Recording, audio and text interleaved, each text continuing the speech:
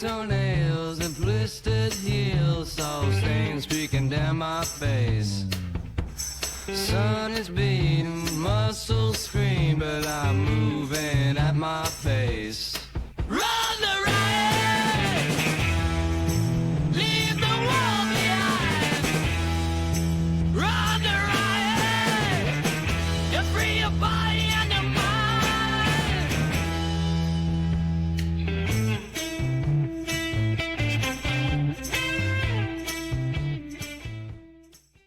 Today on the Run the Riot podcast, I get to talk to Leah Vincent. How's it going? Hey, it's going good.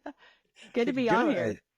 Yeah, well, thanks for coming on. And we were just chatting before I hit record. I think we got a few things we can talk about. Huh? I think yes, we could probably talk a couple hours. I'm thinking. Yeah. Well, my wife might get mad, but anyway, we'll go as long as we can here. So yeah, I understand. Yeah, where are you right now? Where do you live? I live in Norman, Oklahoma. Okay, so you're right down the road from me. All right. So are you from there? Yeah. Oh, nice. Okay. Yes, I've lived here for 38 years, I think. Okay. So, gotcha. So you're pretty much an Okie. Yeah, I guess. I mean, I'm originally from Texas, so my family would be that would pain them to hear me say Okie, but I kind of am. That's good. Well, I'm from South Louisiana and been here, what is it, 7 years, almost 8 years now and stuff. But I'm not, I don't know. I still call myself a Cajun. It comes out, but I don't know. Yeah. Yes, I've listened to so many of your podcasts and I'm like, he is for sure Cajun. It's when I get tired or I don't know. Anyway, especially when I go visit back home, when I visit people, it comes out. So yeah. So you've texted me a couple times about some of the podcasts that I've done or whatever, and so you and I kind of conversed a little bit. And last time you texted me that you messaged me, you listened to a podcast, and it was just what you needed. And I always love hearing what people think about the podcast and the interviews and if they're encouraged by it. So I appreciate you doing that. And so I started looking at your profile and I was like, she's in Moab. All right. And I just started looking and you look like you in all kind of stuff. And I was like, I think she'd be fun to have on the podcast. And so here we are. Yeah. I know when you messaged me, I'm like, what am I gonna? So how? Let's just start off by like your running and stuff. How long have you been doing the running thing? When did you start running and doing endurance stuff? So I started doing endurance racing. My first was the one in Paladura. I did the 50K back in, I think it was 2017 maybe. Okay. So, and I had done a couple of marathons before that, but nothing. I backpacked. I have a pretty solid background in backpacking, and I'd through hiked the John Muir Trail several times before that. Nice. So I was no stranger to long distance, but very much a stranger to racing. Well, so let's rewind then. Like, how did you get?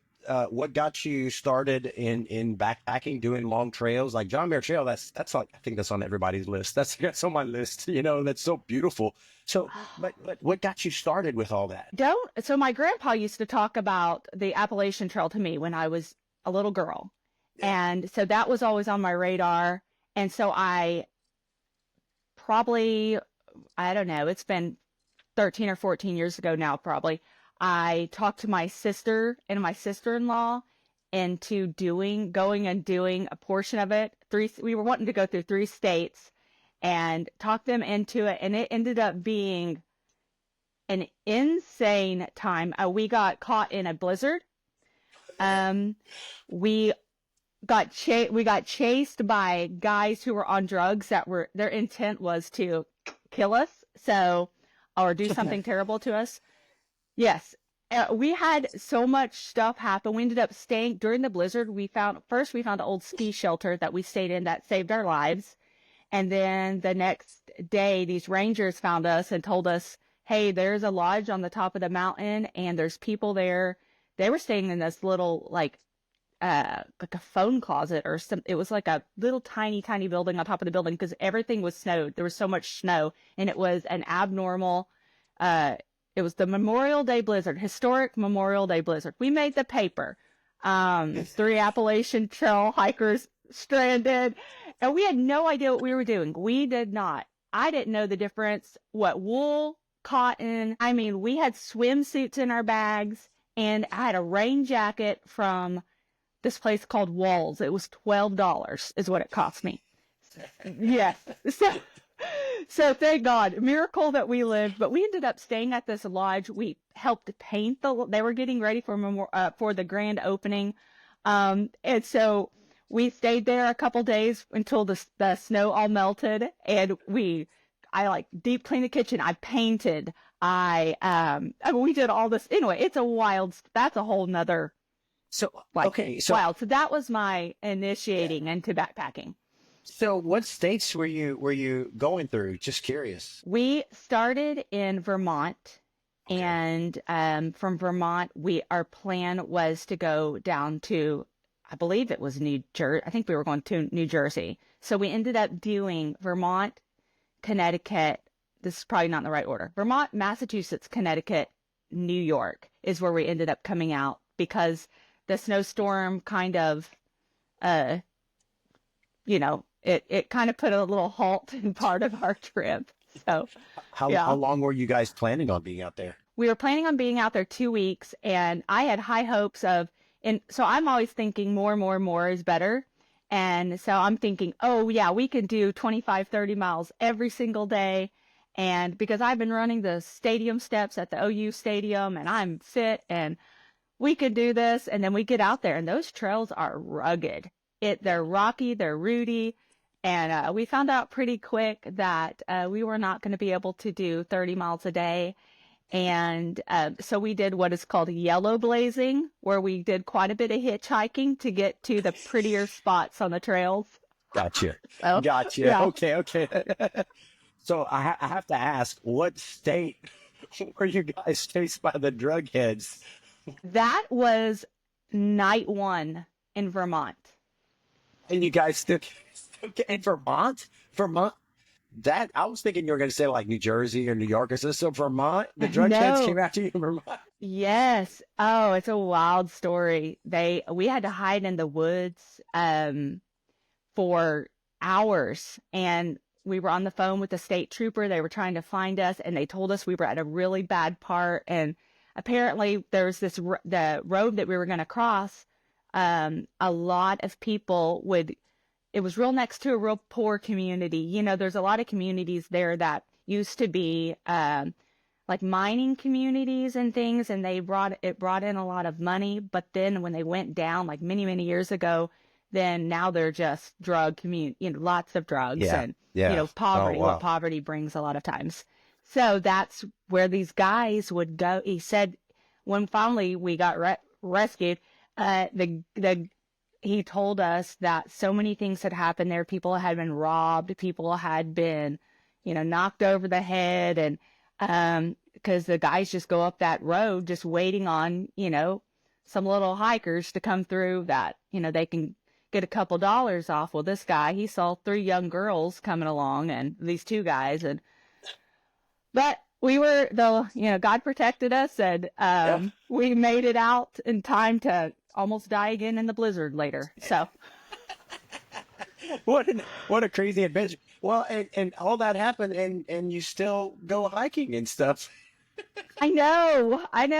It's like, I don't know if I just enjoy these near-death experiences or what. Something's got to be wrong with me. Nice. Well, so you did that, but so you learned that, okay, there's probably some equipment I need to start, you learned, I mean, like a lot of us, like when we get into the ultra marathons, you just learn things the hard way. You ask questions, but you don't know until you know. Right.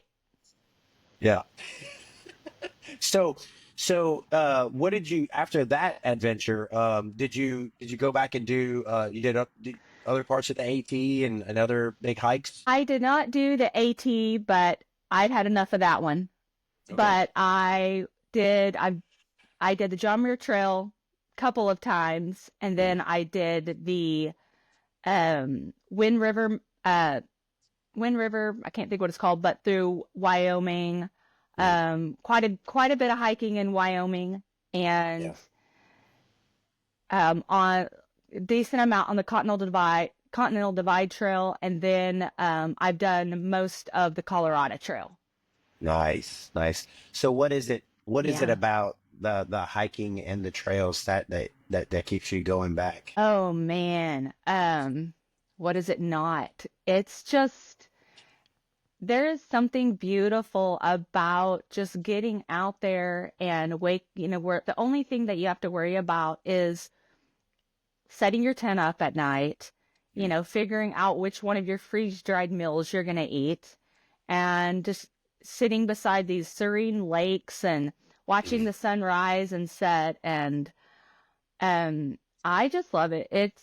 It is so, I really look forward. I try to backpack a little bit every year, and I look forward to that time. It's my thoughts. It's like all the buzz in my head goes away, and I can just, it's just the rhythm of nature is what I feel. And it's just beautiful. I try to, in the summer, I normally try to do an ultra race or something in Colorado, and I'll camp out. I have a cab on the back of my truck, and I'll usually go before or after the race. And I know exactly what what you're saying. I kind of knew how you were gonna answer that question, because it's like it's just a reset. I think I've shared before, but I've even, had time where I put up a cross, and that's where I go and I do my prayer time and quiet time near my campsite. And it's just, there's nobody. It's just me, my thoughts, the Lord. Half the time there's no phone reception. So that's good. So I love it. I crave that, I crave that. And so I understand. Yes, it is a beautiful time. And so I memorized a lot of scripture when I was a child, because my mom kind of drilled it in me. But it's so cool because when I'm walking, and this happens in races too, but when I'm in nature, it's like I'll walk up there and then it'll just start coming. And it's scripture that I haven't thought of in years, but I memorized it, and it makes sense with everything I'm seeing, especially like the Psalms, It's like poetry, and I'm living Psalms out. So it's pretty fantastic.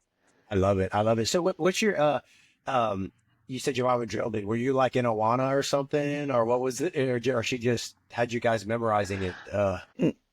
No. So my parents were pastors. And so it's just it was the way of life, literally. Yeah, literally. Exactly. Nice. That's, hey, but well, and this is kind of off topic a little bit, but we're going to talk about it anyway. But like, I don't know. I wish I would have memorized more scripture when I was younger, and my brain remembered it. Like, especially when I was like a teenager, I remember I can sing Ice Ice Baby right now. I wish I could purge that and put scripture like John in, or whatever, or the book of I don't know, any one of them, Philippians. Just memorize that instead of Ice Ice Baby, something useful. But it's like, you probably at the time it might have been a little bit of like, oh man, but then you got that in you, it's there to come out and to draw upon and to give you strength and to inspire you. And what a gift. Yeah, for sure, a gift. It's got me through a lot of tough things. So, I'm grateful for it. Thanks, Mom. Yeah. There you go.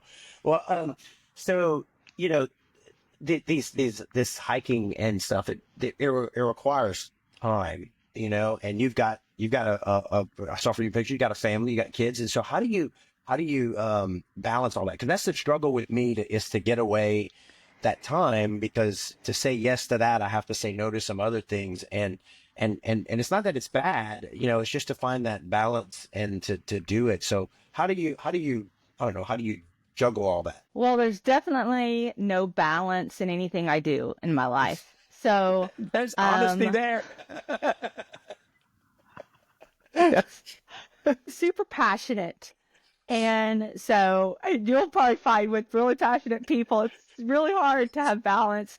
But what I do is, with my kids, I try the time I have with them, I try to have intentionality with them and be intentional. And, they've been on tons of trips with me. Nice. So, and then my husband, now sometimes he's like, okay, Leah, it's too much. You're doing too much. You got to slow your roll. And I'm like, no. But he wants to see me too. And he'll go on trips. He'll go on trips, some things with me. Now, I have not pulled him. He has not come to a race yet, but I keep telling him that he is going to come to a race and he's going to love crewing me someday. Are you trying to Jedi mind trick? You love crewing. You love crewing. Yes. So I've got a race coming up. Yeah, I got a race coming up in Kansas, and my wife, she doesn't like Kansas, and for some reason it's flat, and so I said, okay, I'm going to do the race. I've done it before. You're welcome to come. But she's like, do you need me to come? I was like, I got drop bags. I can handle it, but you're welcome to come. She's like, do I need to come? I was like, no, I'm not coming. She said,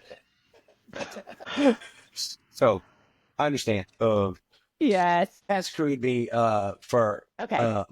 she has crewed me for Moab, and she has crewed me for Tahoe and some others, and she'll come and crew me for the big ones when she's scared that I'm not going to come out alive. So my sweet husband, the last, he's never really even, in the past, he's not even asked me about my races when I come home. He's just like, okay, you've been out doing something crazy. And, now you're home, you're safe. We're grateful for that. But he got addicted to the dot following last year when I was doing the Scotland race. And so he was texting me and said, okay, I see you're here. Now you only have this much farther till you get to, this checkpoint. And so he was in it.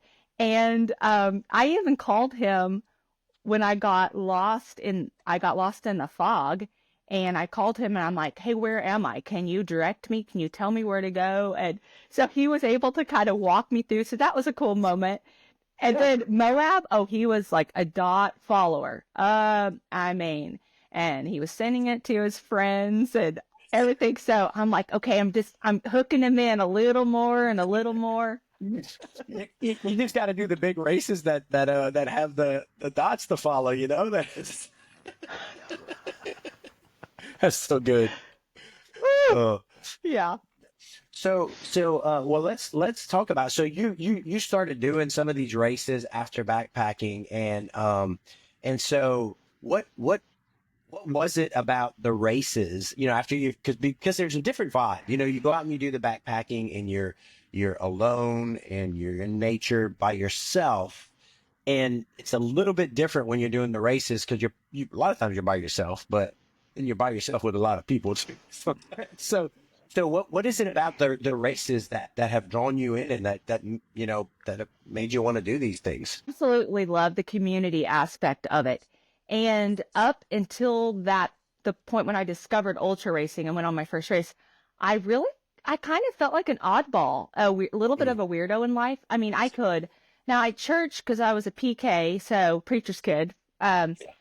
So I didn't have any, I was used to being on stage and I was used to being a person that people always ask questions and all of that. But just how I was and how I thought, I was definitely not your normal, even church kid, Yeah. I just kind of thought a little bit different than people, and loving the outdoors so intensely. So when I did my first race at Palo Duro, now I didn't know anybody. I didn't know anything about ultra racing, anything, but man, it sparked something in me. And then the next thing I did, I met, a couple people, and then I met a couple more. And then I started realizing, hey, these people are a lot like me. We mesh, they want to talk about future things, and they don't want to talk about the latest Louis Vuitton bag and, all of that I have a junk. bunch of shoes. And I can buy they more want to shoes. talk. Yeah. No, we did. Yeah, we do talk about gear. No, we talk about the latest, Yeah. that kind of stuff, which some of that equals the amount of Louis Vuitton bags I've discovered. My husband has discovered that too. But it's just, that community is it's just such a beautiful community. And I love how open people are and how we can connect in those deep, dark moments on the trails, Yeah. It's amazing. You'll meet somebody you've never talked to before, and you run with them in the middle of the night, in the middle of nowhere, and you find yourself them sharing with you like sometimes some pretty deep things, and you share with them some pretty deep things. And there's like and then I don't know, I've got friends on Facebook. We've run together at races years ago, and like we still keep up with each other, and we haven't been at a race again in a while, but we're still cheering each other on, All right, my friends, let me tell you about Magic Mind. You've heard me talk about it before. I love this stuff. It's really good. I just want to talk to you really quick about some of the ingredients and the benefits of getting the subscription. First of all, there's ashwagandha. Among the many things in it, one of them is ashwagandha. It's also known as the Indian ginseng. Look it up. It's got a bunch of benefits. Turmeric is also in there. It's known to be anti-inflammatory, antioxidant, anti-cancer, whole lot of things. It's also got lion's mane in it. Just among many other things that are sourced in an amazing way, good products. And so I encourage you to try Magic Mind. I want you to know I've got the subscription to Magic Mind because I don't have to worry about it. It comes in and then I have it. And so it's easy, and I have it when I need it. And I would encourage you to do the same. And you can get the 15 bottle or the 30 bottle subscription per month. It's free shipping. It's easy cancellation process. There's 100% money back guarantee for the first purchase. No questions asked, no bottles expected in return. And so you can try it. And it comes at your doorstep every month. So check out Magic Mind, guys. If you want to check it out, go to magicmind.runtheriot.run, and you can get up to 48% off with my code RunTheRiotPod. All one word, Run the Riot Pod. Again, that's magicmind.runtheriot.run. Check it out. I'm an IT guy, and I'm fighting with technology. Oh man! All right. My husband's IT too. So. Oh, really? What kind of IT stuff? What kind of geeky stuff does he do? Okay, so he was the IT manager for Cleveland County, which is so he just did all the computer systems and phone systems and all of that for the county. So he'd just go from the courthouse to the whatever. But he started working for our church last year and doing. So we're at a pretty large church, and so he started doing all their IT stuff and computer stuff and their systems, and he loves it. So he is super geeky. So you probably heard already from the podcast or whatever, but like I was in full-time ministry and stuff, and then now I'm IT director for a Christian school district. And so it's pretty awesome because my nerd and my ministry stuff has come together. So it's it's pretty cool. It's pretty fun. It's nice to be a part in doing IT for, I believe in the mission of our school and what we're doing. So it's pretty awesome. And I get to geek out, and do nerdy stuff. So awesome. So I don't know if I ever meet you at a race. I mean, we're in Oklahoma. Hopefully your husband will be there so I can talk tech with him, because that would be fun. Yeah, I know. Maybe that'll be, I'll be like, hey, you got to go with me because Yeah, you gotta meet David and talk tech, man. I want to hear I love hearing what they're doing, especially at the churches and how the systems and all. Well, hey, talking about at church, so you also lead worship at your church? I do. Yeah. Nice. So tell me about that. How long have you been doing that? So I've been in leading worship or playing an instrument for church since I've been probably about 8 years old. Nice. That's so awesome. Kind of second nature, No, but I do. I don't lead every week, but because we have a large team, but I do get to lead fairly often, and really enjoy that.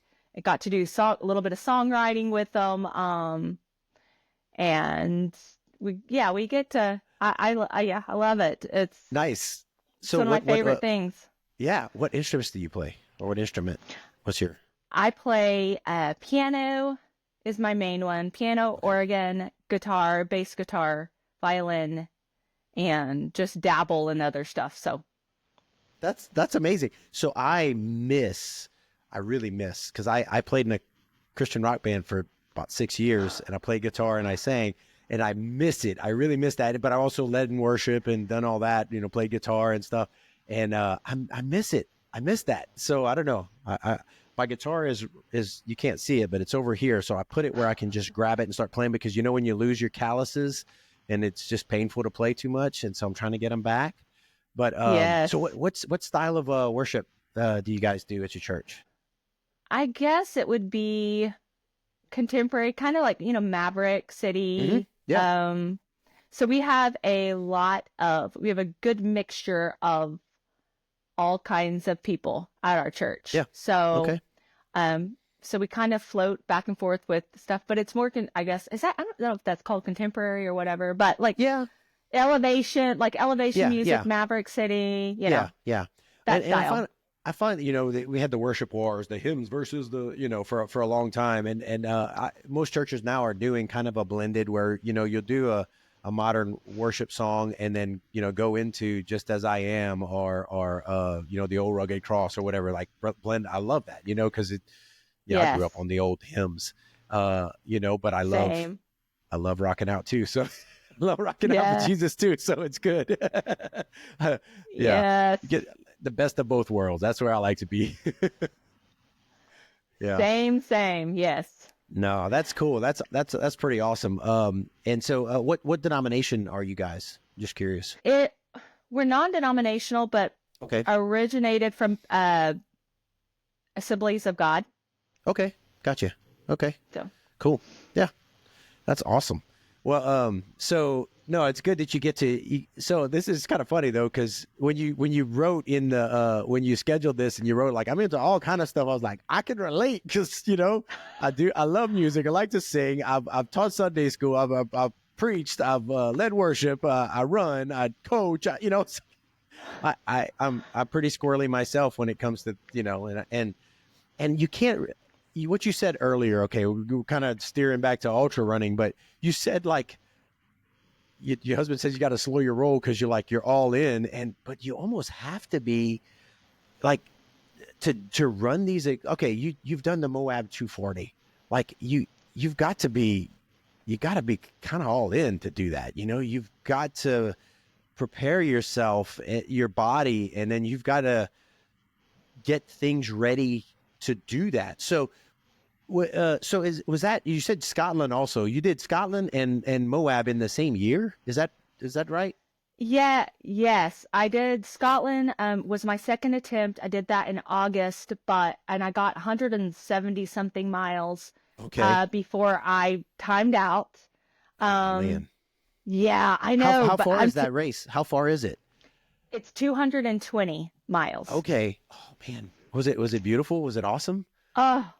It is stunning, but it is very, very technical, and it's a lot harder than Moab, technical wise, because you're dealing with bog, and so your feet are staying wet, and I mean, at one time I went into going up a mountain. You would think, oh, there's not going to be bog going up the mountain. Oh, there is. And it looked like just beautiful green, little mossy something. My foot hits it. The next thing I know, my leg is up almost to my hip. That's crazy. And it's stuck in bog. And I it's fall like quicksand. forward. It actually is. It is. They found all kinds of stuff preserved in it, from things that have fallen in the bog. Like people. So, yeah, literal people. Yes. Probably yes. ultra runners. Oh gosh, yeah. Someone goes missing. Yeah, it's probably the bog. Yeah, but it's kind of the terrain is really intense, and the climbs are very steep. And so going up or coming down is quite interesting and what's very the name slippery. of the race? It's called Race Across Scotland. Oh, racer. Okay. Uh-huh. Making notes. And the company that puts it on GB Ultras, Great Britain Ultras, they are so awesome. The kindest people, I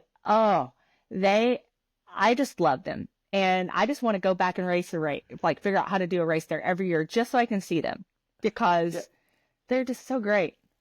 And they have a cool accent. Oh, yeah, true. That's part of it. I mean,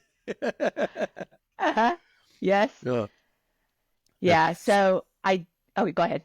No. So you did. I mean, you did that in August, and I mean, I know you did. It's disappointing when we don't finish. How do you deal with that? How did you deal with that? You went all the way to Scotland to do this race, and you didn't finish the race. I mean, you went far, but how do you?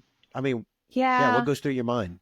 I did not feel like a failure, and it was my second time to do it. And the first time I made it 113 miles and got lost in the fog and wandered on the top of a mountain for hours and hours in the middle of the night by myself and couldn't find the trail.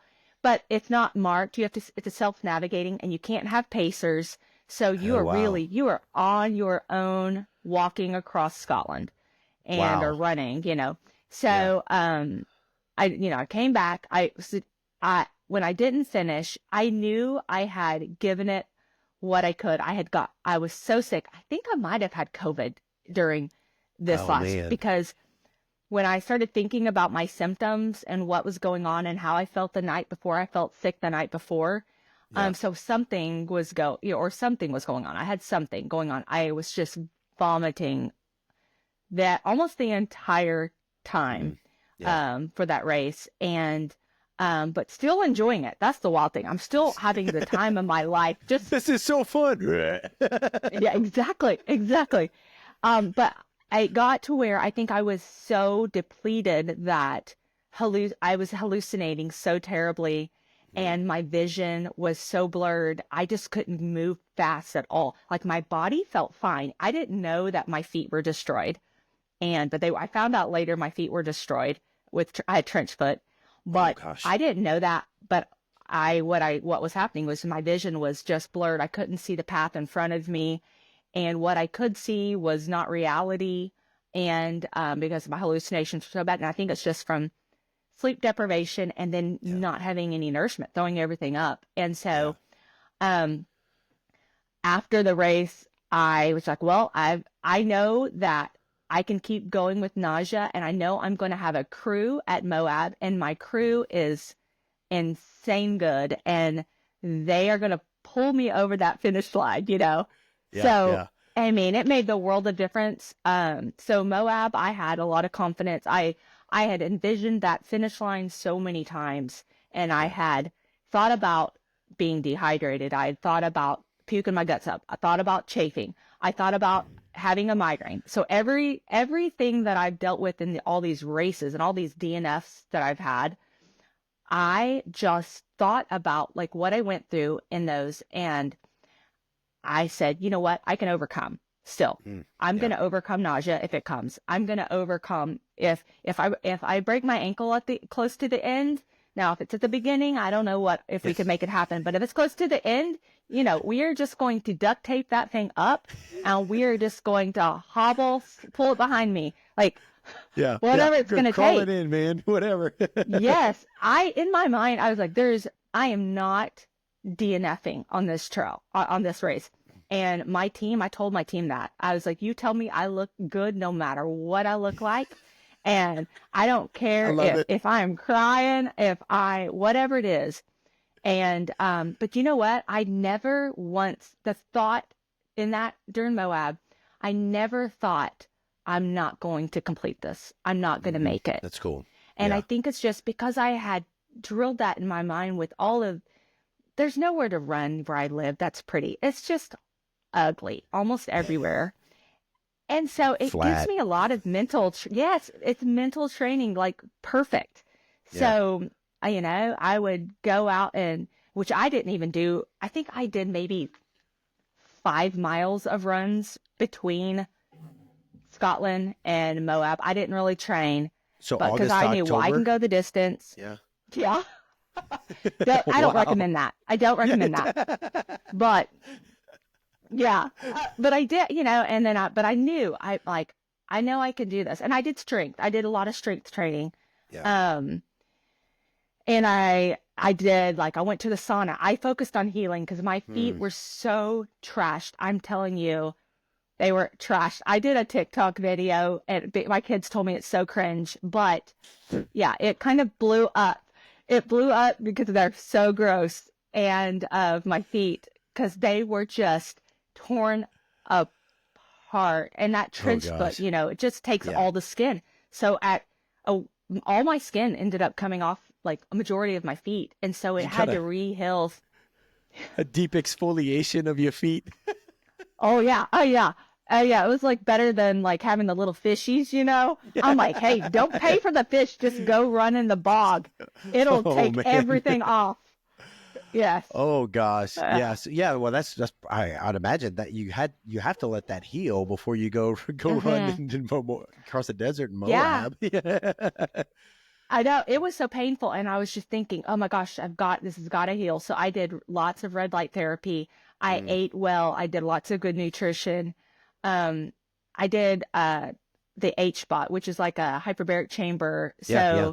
I have kind of a thing with a company here. And so I can, in exchange for, I can go do that stuff in exchange for advertising for them, And so that's such a blessing because that stuff is a little bit expensive, especially for me. But it made the difference. And by the time I started Moab, man, I felt good and I was ready. And maybe I hadn't ran, but you know what? My heart and my mind, I was healed and I was ready to go. I wrapped those feet up and it was all brand new baby skin on my feet when I started Moab. So that's a little terrifying. That's terrifying. Yeah, I was gonna say Thinking of what they can look like after. Yeah. yeah. Oh. Well, Yeah. it's funny though, because a lot of people think about the whole like you said you've already visualized and thought through the finish line and what if this happens, and you can get to in the way woo stuff with the visualization, but when you're thinking through things, you've already experienced a lot of it. You're like, okay, if I get nauseated, here are the things that worked for me in the past. If I have this issue, here's the thing that worked. If I get a migraine, here's what I can do. And so it's like when it happens, you just execute. Okay, this is happening, then I'll just do this. And it kind of gives you a confidence to know all right, I can get through it. I can figure it out. When I first DNF'd Moab, I knew exactly, what happened, what went wrong.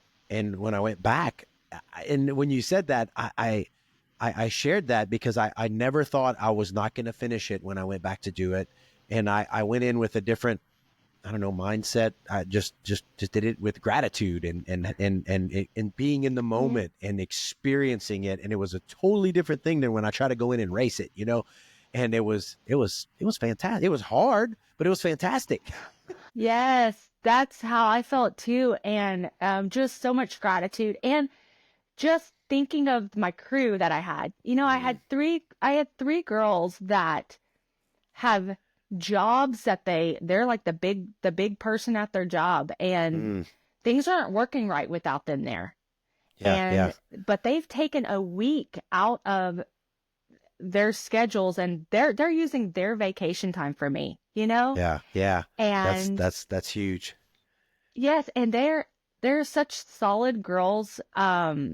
And I knew they're the type that if something goes wrong, I just be like, can y'all pray for me? And they're gonna start praying for me and getting making something happen. But they're also smart and they're all since they're all boss girls, it was just knowing that they were going to be there to help me think through these things because since I know how I get with hallucinations, that even if I'm hallucinating, I'm going to have a pacer and I just have to follow their feet. It's just, that's it. Well, first of all, give you girls a shout out. Can you name them? Is it okay to name them? Oh, yeah. Okay. So Kara is she's my sister and she is insane. She did a 100-miler without training. She did not run or train, and she went out there and did a 100-miler, Rocky Raccoon. Oh wow! And That's blew our minds. She was like working like overnight shifts as a nurse, and then so she leaves her overnight shift or whatever, drives with us to Texas, IDNF. She completes the race. She went to run by me. Okay, Dude, so that's my sister That's Kara. crazy. She's insane. And then Awesome. we've got Anna, Anna's been my friend since I've been 4, 5, 6, around that age. And we call her the solid rock because she is just solid in character. She is solid, and anything that comes out of her mouth is golden. You want to latch onto it, you know. Yeah. It's so there's her, and then Trisha, who has been Anna's best friend for years, but I've just recently got to know her over the past couple years because we've done the Disney races with her. We are together. And so, and she is a marathon runner, fast marathon runner. So it was her first experience on the trails, and she did over 50 miles with, well, she didn't win that. Her first she did that first section, which is like 49 miles or something. Yeah, it's crazy. Yeah. On the trails, and it was her first time to run trails. And think of that elevation, and she killed it. I'm like, when we hit that, when her watch went over, or my watch went over on that, said that she had done 50 miles. I'm like, you're an ultramarathoner. That's so cool. That's so awesome. Yeah. So those are my girls. Well, it's funny you say that. I just listened to Pastor Preach. It was a podcast I listened to, and he's talking about the guy when the lame man couldn't get to Jesus because the house was full, and they tore open the roof and dropped him over. And he's talking about everybody needs a few crazy friends, you know. So that's your few crazy friends. That's right. Oh God, yes. And they would do that. I mean, if something happens to me, they're tearing off a roof. Taking care of business. Oh, that's good. That's good. Well, so Moab, your experience there, you went through and you got it done. Tell me about, like, I don't know, just in a nutshell, at the starting line, you know, because you mentally prepare and all, and then you're there, and you got Candace telling you if you die, it's your own fault and everything, you know, and you're repeating it, and then you go. Like, what's going through your mind? Is it excitement? Is it nervousness? Is it like, what's happening in your head? So my head, I constantly have a beat and a song or a beat or both. And so there's also always a rhythm in my brain. It's real fun. Getting that. So is it the same song always, or is it just changed? No. It's just different. Okay. No, I don't know if it's going to be the wheels on the bus go round and round, or, you know, like you say, Ice Ice Baby, or, you know, or the Old Rugged Cross. I don't know what song's going to come out. But there's going to be a song. There's going to be a song. Yes. And in the races, we hope it's songs with faster beats, you know, to keep me moving. Yeah. But yeah, so that's always in my head. And so I remember, like, getting a rhythm, and my rhythm was, as I was leaving out of the finish line, it was Michael Jackson, da da da da da da da da da da da da da da da da. So that bam. So I'm in the rhythm, you know, and yep, exactly, yeah, yeah.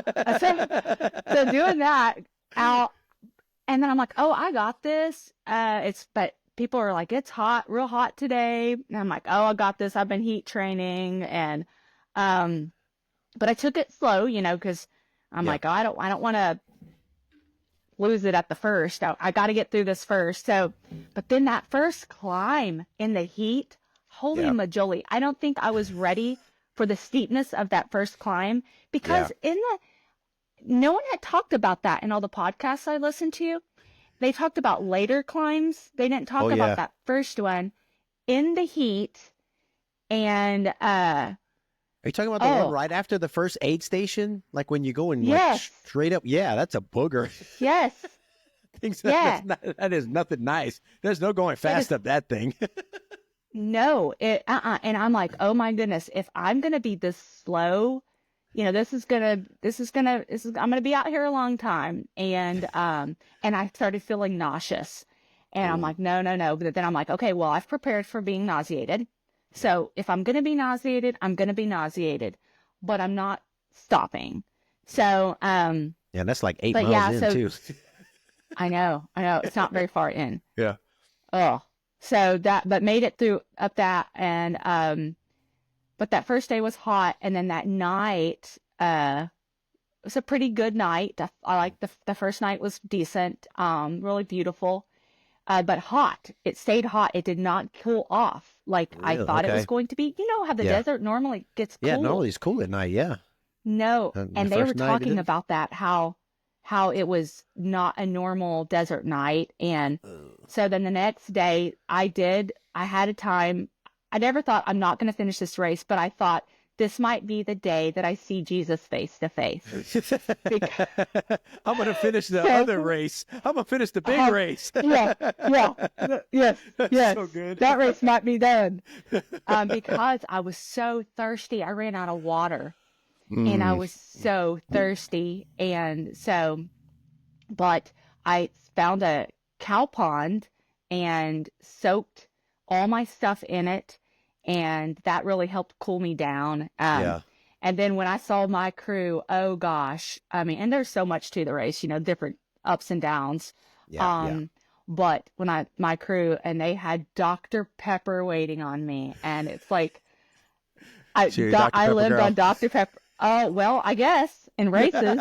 Yeah. So so Dr. Pepper and chocolate milk, because I was not able to keep down food. But every time I'd see them, they'd have both of those. I would chug them and then rest a bit and then get back out. And it kept me going. But yeah, those, I loved the climbs. Shea Mountain was a really fun climb. That had some steep parts, but I really liked that climb. And then the LaSalle Mountains, that we hit that at night, and going across the top of that, it was wild. That was wild. It was so cold, and we kept losing the trail. It would say, like, on my watch, it would tell me that we're on the trail, but then we were in the middle of a bunch of trees, and there's no way this is the trail, you know. Oh gosh. And then couldn't find it. I think someone had moved markers. Oh man. Yeah. Yeah. It happens, man. And I don't know why people do that. That's dangerous, you know? Stinkers. Yeah, it is. It is. Yeah. Oh man. I remember one of the probably second night. I just remember I got in, luckily somebody else that had a pacer, and he was fresh, and there were like 3 of us, the guy with his pacer and then 2 of us. We just kind of attached to them because he was route finding. And there were some parts where I was like, I'm so glad I'm not by myself right now, because I'm not in the right frame of mind in the dark. And he was going faster, so I was trying to stick with him. So he made me run faster. So because I didn't have any pacers, I just had my wife as my crew, and so yeah, that helped, you know, to just attach to somebody and let them do the thinking for a while, you know. Cool. Mm-hmm. Yeah, that does help. And my pacer, Trisha, then she had horrible altitude sickness. Oh no. And so, yeah, it hit her bad. She was like, she wasn't telling me anything, of course. Yeah, she got quiet. And I'm like, and I said, hey, are you okay? And she's like, yeah, I'm fine. And I'm like, and then I saw her doing that I'm like, are you nauseous? And she's like, yeah. I said, do you have a headache? She's like, yeah. I said, do you feel like you're about to die, kind of? She's like, yeah. I said, do you have altitude sickness?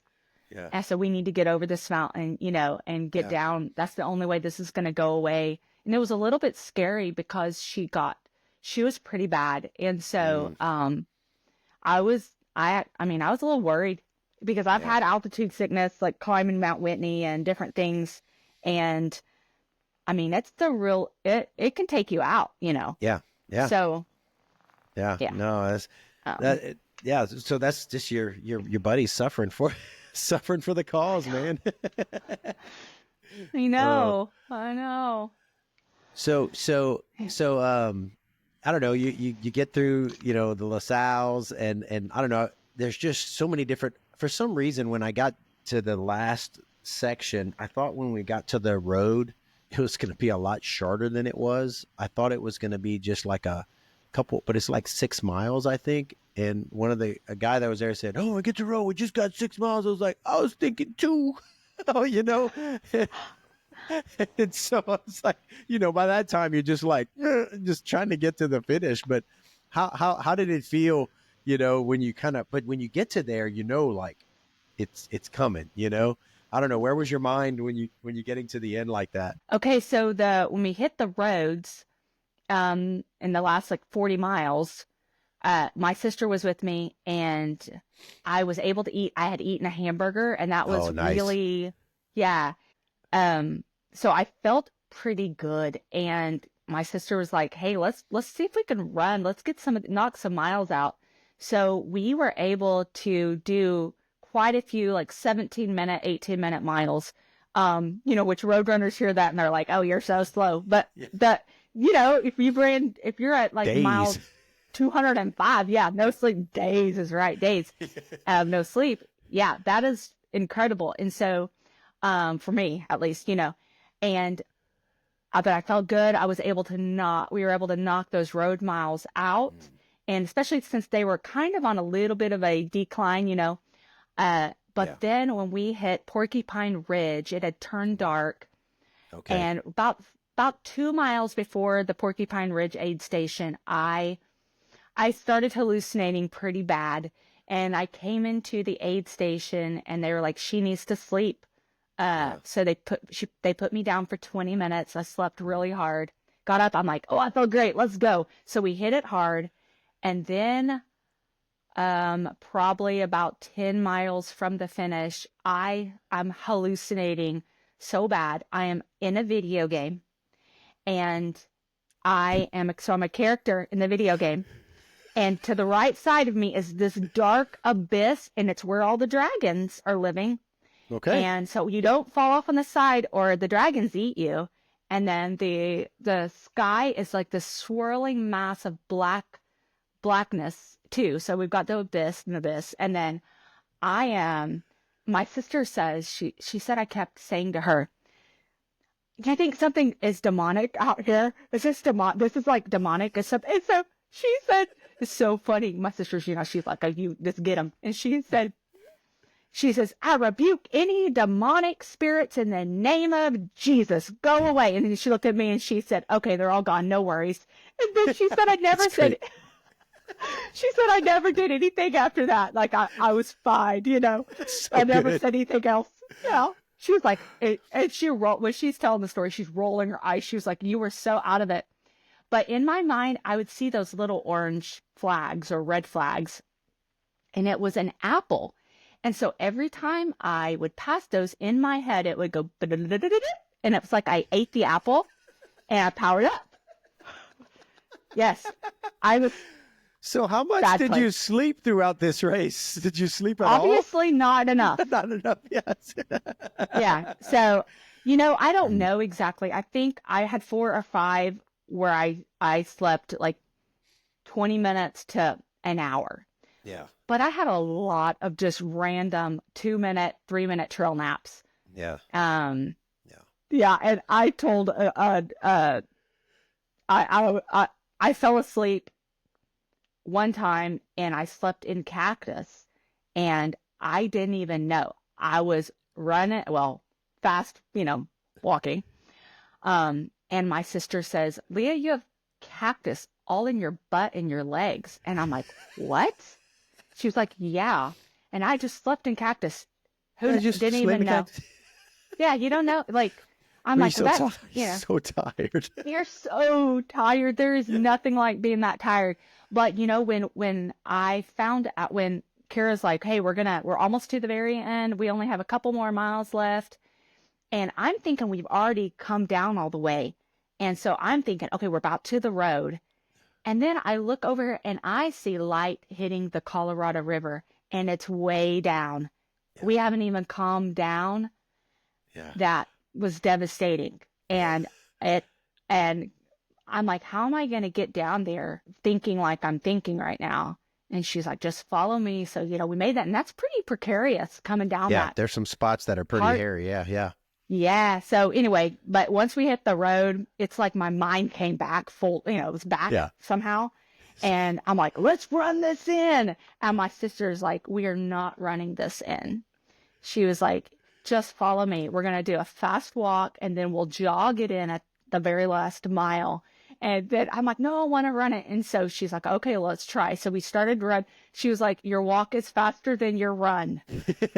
I love it. I love it. In my mind, I'm just like Courtney DeWaltering it through the. Yeah, I'm just like coming in at 8-minute mile across the finish line. But no, it's like a 17-minute mile. Yeah, that's so good. Oh man. Yeah. But what a relief, huh? When you see that finish line and you cross it and you did it. You did it. Mm-hmm. It's worth it. It's worth it. Oh, it is worth it. It is worth it. It's such a beautiful feeling. And just, I love the days afterwards when you're recovering and just that feeling of, okay, that happened, it's almost surreal.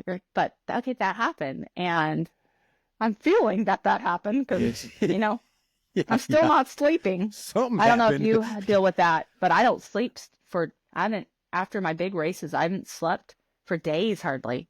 It's a weird sleep. Sometimes I'll fall asleep hard for a little bit, and then after that, everything's twitchy. And like I remember running 100 miles, and my wife has just crashed at the hotel, and I'm get up, I'm hungry. I walk over to the to the Waffle House and just eat everything, and because I can't sleep, and yeah, it's weird. I don't know, your body's just out of whack. Kind of wonder what if you go to like a doctor, if they ran tests on us right after a big race, we're gonna admit you're with us now. Yeah, we probably don't want to do that. No, because all the levels are off. Yeah, I don't want to know. Yeah. So it's hard to explain to people. Like I have people that ask about like hallucinations, and I went a while without having them, but it's the only way I can explain it to people. It's like you're sleeping awake, and like your dreams are connecting to reality, and like something that might look like something becomes something, and it's just the hardest thing. And it's like sometimes it's a hallucination, but sometimes you don't. It's so weird. Yeah. And I think there's different levels too, because there's some that I know, like I see a shape and looks like a bunny or a cat or a Walt Disney character. And I'm like, okay, that's fun, but then the deeper, like in Scotland, I was in an art gallery and everything were these fantastic charcoal drawings everywhere. And it was actually kind of beautiful and I was enjoying it. And so, and then, this is really funny. My best friend, Christy, she apparently, I Marco Polo'd her during the Scotland race towards the end. It was like my last couple of hours when I was off my rocker, and I'm talking to her and I said, oh, look, there's Snow White and her wicked stepmother. And I turned my phone. I said, see them right there? There they are. And then I turn it back and just start talking normal, like to her. So she showed me that. She was like, you were messed up so bad. And I'm like, I remember seeing those Snow White and the wicked stepmother. I saw them multiple times. And but there are definitely different levels. Yeah. Because that the one where I was in the video game, that was a whole nother. That was a whole other level. Mm-hmm. It's amazing. And I don't know, we just, what our bodies and what we can put ourselves through, that you were still, like you were there mentally and all, but you were still able to keep going and finish that race, Isn't that crazy? It is really incredible. And, they call that, I guess, it's like part of the flow state, because something else takes over but it's definitely like your conscious and your subconscious are like doing a dance, but it's it's kind of like a mosh pit dance. It's not like the waltz, that's for sure. It's a mosh pit. I like it. Very violent mosh pit. It's very, it's very violent. At any moment you're about to get clocked, you know. Yeah.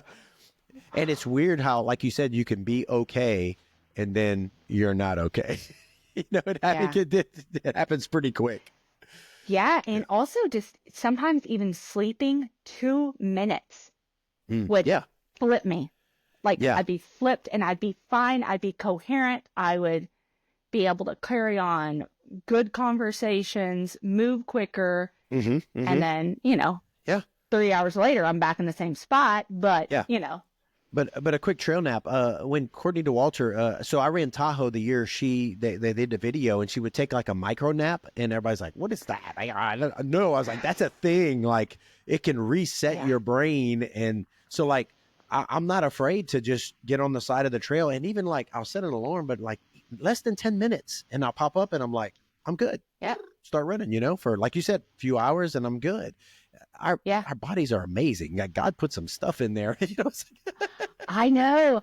I know. And I try to tell people, I'm like, you don't know how insanely intricate and just amazing that how you're made, how God has created you. And sometimes though, you got to put yourself in those hard situations to find it out, Yeah. You're not going to find out how incredible you are by just watching TV every night and every day. And that's what you do all the time. You got to actually put it to the test, Yeah. And to find out how incredibly, you're made. Yeah. So what did you discover about Leah through the process of I guess Scotland and then going through Moab and then finishing? What did you learn about yourself through all that? So before last year, I really thought I could do a lot on my own with just me and God. And I mean, I always do. I can do all things through Christ who strengthens me, like those types of scriptures. And I never really relied or saw the need for others to help me along the journey. And what I think I figured out these past 2 races is that, yes, we can do all things, but God really likes to use other people. He loves community, Yes. And so he likes to put other people in your path because there's so much beauty in that. And so I learned I can do a lot by myself, but man, I can do a lot more with community and with people surrounding me. And I just got to let it happen. And I let people take care of me, which is not an easy thing for me to do. Yeah. And I let them, I got to be the man on the road all beat up, and I got to have the person bind up my wounds, Yeah. We're talking Bible stories, Yeah, exactly. Yeah. Yes. And, I mean, there's beauty in the person that's binding up your wounds and taking care of you, but there's just as much beauty in being the person that is being taken care of. So, and allowing that. Yeah. Allowing that. Yeah. It really humbling changed yourself something. to admit that you need it or it's good and it's okay. Uh-huh. Yeah. So I learned that. And then I also learned that, hey, I can go a freaking long way. So I'm like, don't tell me that I can't go a certain distance, because I can. I can do it. I did it. Hey, and you had help, but your feet had to do it. Your feet took every step. I just wanted to point out, because it's one of the things that, that's kind of been, it's a kind of reoccurring theme, and, about, you said community, in the Christian life. There are a lot of people that say they don't need a church or don't need a body of believers or whatever. Me and God God created us to be in community. That's part of our walk. That's part of how we need to be. No man is an island, and so I don't know. It's just been one of those reminders, like, God instituted the church and people. And so we're to lift each other up and hold each other accountable and all those things, you know, pull each other out of a ditch, bind each other's wounds, you know, all that. And so anyway, Right. it's just a reminder there. It's kind of an illustration of that. We're much better in community. We're supposed to be. Yes. Yeah, for sure. So if you don't have community, find a place to plug in, you know? Yeah. Plug in somewhere. Even if you don't go to church, then find a place where you can help, because that's the best way to live a really fulfilled life, I think, is by finding a place where you can help and where you can be helped. Yeah. So, yeah. mhm. And like I said, it's hard to be helped sometimes. And I understand that, because like we want to pull ourselves up by our bootstraps and do our thing. But Yeah. sometimes we say, can I get some help? My No. bootstrap broke. I need help getting this boot on. Yeah, that's right. Oh, that's so good. So Mhm. good. Well, I saw that you've done some of the outlaw races and stuff out there. Are you planning on doing any more soon, or what? No, there are always at times when I'm not here. I've attempted the Outlaw 100, Okay. and that was a whole nightmare. I got locked in my car. My car died, and it literally locked me in before the race. All I've my never heard of that. I know, me either. It was a Subaru. I have a Subaru. It was a malfunction. I Okay, had to that's crazy. pry That's the back scary. of the panel off with a knife and get out that way. And then all my headlamps stopped working. And you know, have you done the Outlaw 100? No, but I've heard it's a very technical, rocky course. Yeah, I haven't done Yes. it, but yeah. And it is like Sasquatch City. And so in the night without a headlamp, I'm not a fearful person. So, but there were some noises out there that I was like, okay, you know. This ain't right. There's some demons out here too. Yeah. Yep. So yeah, but I've done the Thunderbird That's a good race. one a couple times. I did it this past year after Moab, but I just walked it with one of my friends had never done any kind of race before, and so Yeah. we did the half marathon or whatever it is, 25K. That's what it was. Yeah. We did 25, 25K together, and we walked it, and it was great. But they do put on good races, and I need to plug myself in and do more. Yeah. No, just I'm looking at your ultra sign up right here. So I don't see any upcoming races. Like what's next? What are you gonna do? Okay, I have signed up for Badwater Salton Sea. Okay, So nice. that's in April. Yeah, I'm our coach crewing- is doing that. Yeah, that's Oh, right really? there. Yeah. Okay. Yeah, he's trying to get into Badwater 135, and so he's doing a lot of the races, and he's done Yes. Hurt and some others that you trying to get into. I know That's what I wanna crewed do. for it. Yeah, so that's Yeah, I've crewed it, and so I'm doing Salton Sea. I crewed Salton Sea last year, and I'm like, oh, I can do this race. So, yeah, I do want to do Badwater. I am crewing Lucia Leonard in the Monster 300 next month.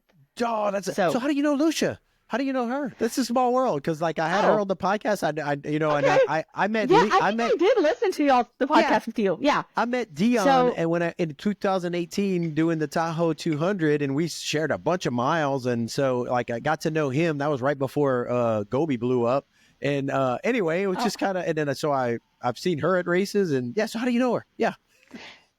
I met her through social media, and Okay. I actually crewed her for Divide 200 last year. Okay. Yeah. And oh gosh, it was so fun. And I We really talked just about that at enjoyed the her. podcast. How it was crazy. It was, Oh, yes. She's one tough person, because Yes, she that is. race is brutal. And what the weather that they endured when she came into one of the last aid stations, I was with Dion and Gobi, and she came in, she looked so rough, and Dion whispered or said quietly to me, hey, I don't see her continuing on. And I said, well, let's don't say anything. Yeah. And then all of a sudden she just leaves and goes. And we both look at each other. We're like, she's continuing. what is wrong with her? Like, because the conditions were it was pouring rain. It was mud. We couldn't hardly get out of the aid place with our car because we slid all over the mountain. It was horrible. But yeah, she is a beast. And, she's tough, dude. Yeah. Yeah. So she asked me to be crew chief for Monster 300. And so super pumped about that. Yeah. Oh, yeah. I can't wait to see all the things and the pictures on that. It's brand new, it's going to be good. Oh, I know. It's so exciting. I'm like, and I want to sign up for it, but I'm just holding back. Yeah. It's late, I know. Sign up for all the things. I want to do all the things, man. I do too, but we got families. Yeah. Costs money, time, all the things. Yeah. Costs so much money. I mean, I work my tail end off so that I can pay for all of this. And so, but this is what I do. Like, I don't do anything else expensive. Yeah, this is what I do, Yeah. Yeah. That's what I pay for. Yeah. Oh, so I got to bring this up too. I know we're running out of time a little bit, but you do estate sales too? Yes, I have an estate liquidation company, and so we do lots of estate sales. I've done it for 10 years, but I have a fantastic crew that works for me. Yeah. And I'm not having to be as deep in it anymore. We have a sale almost every week, sometimes 2 a week. Yeah. And it's fun, it's a great business for me because we're in a new place every week, and I need that with how my squirrel brain is. But I've got a great crew.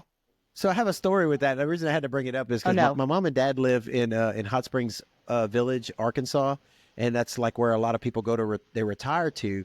And so every time we go, my mama calls them the estate sales. We go to the estate sales, and so like my dad's like, "Yeah, I bought that at an estate sale." He showed me things he bought, and I was like, "Dad, you wearing dead people's clothes again?" He's like, "Yep."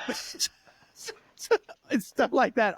So we have a big joke in my family. Anytime we go visit, we're gonna go to an estate sale. My dad's like, "You need anything? Just let me know. I'll find it for you." So they find all kind of good deals on stuff going to the estate sales. So anyway, it's just a joke in my family, so I had to bring it up. That is amazing. Yeah, estate sales are.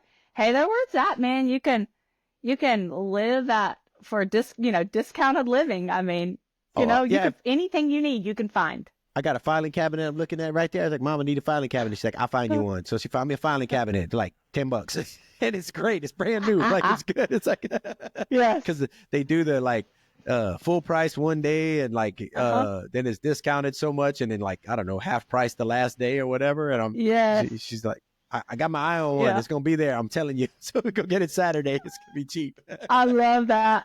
I love it. I mean, I always just tell people, hey, if you need to save money, go to estate sales. You can buy a bottle of Windex. You can buy a Rolex watch.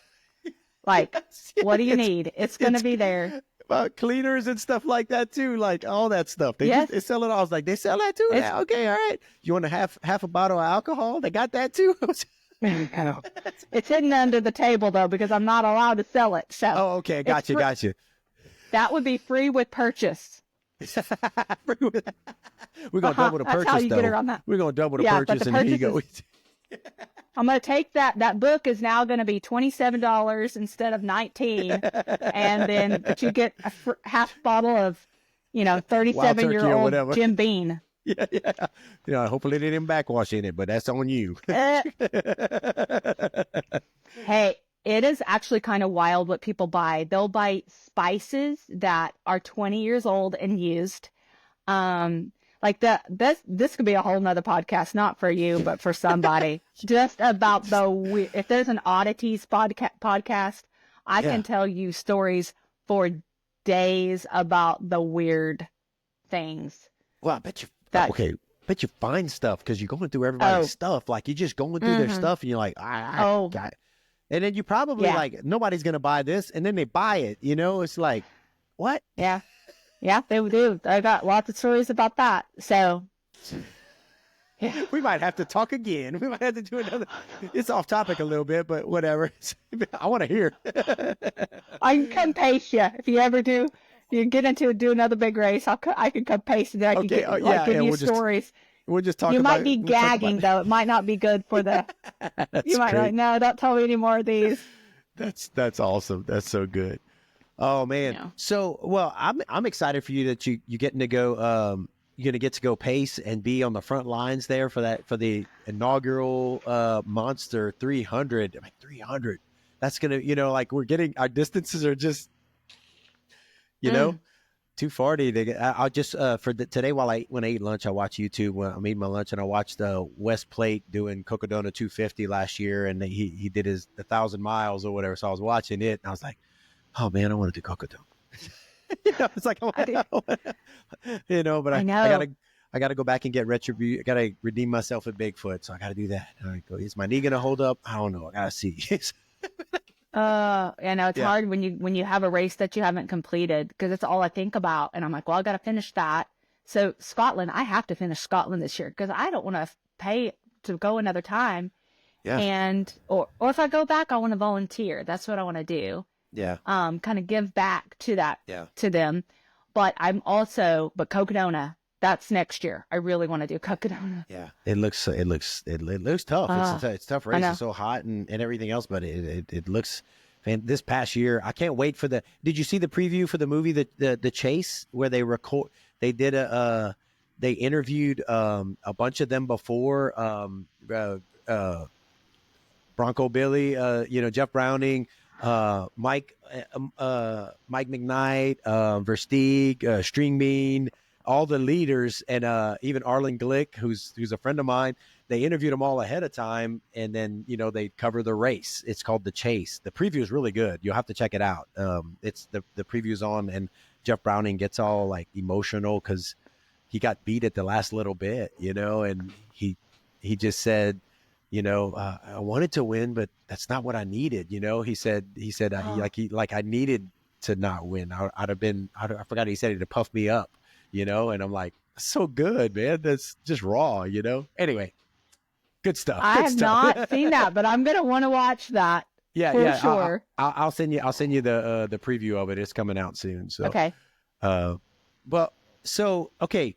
We're going to meet up at a race at some point, because we're not that far from each other. So I look forward to seeing you at I don't know, one of the local races, because I'm at a lot of them. And if I get into one of the big ones, I'll let you know if you want to go. I don't normally do a lot of pacers, but whatever. I got to hear about the estate sales. Yes.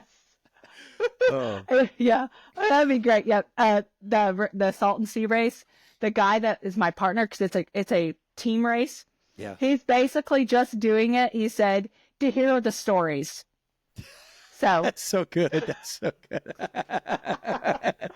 You gotta have your story game on. That's so good. Well, I'll be following along. I need to watch. I never heard of that Scotland race, and so I'll be following a dot. I love when I know people. I love to follow dots. I love when people are following me. Like you get all those messages after, and you're like, oh, I didn't even know. Like, how do they even know I was running the race? And people you don't even hardly know, and they're following you, and it's pretty cool. So it's yes. I'll be following your dots. So awesome. That's well, that'll make me want to push even more. I love it when people are following. There you go. And then once you get those done, we'll jump on the podcast again, and then we can share a little bit about the state sales with people. So, okay. Well, thanks so much, Leah, for joining me on the podcast. It was fun. Great getting to know you. Yes, thank you for having me. I was so excited. Yeah, I never thought that I would be on your podcast, but then when you asked me, I'm like, oh my gosh, this is going to be fun. Yeah, it was great, and I feel like we could keep talking, but my wife's already probably needing me right now. So. Yeah, she probably is. Yeah. Yes.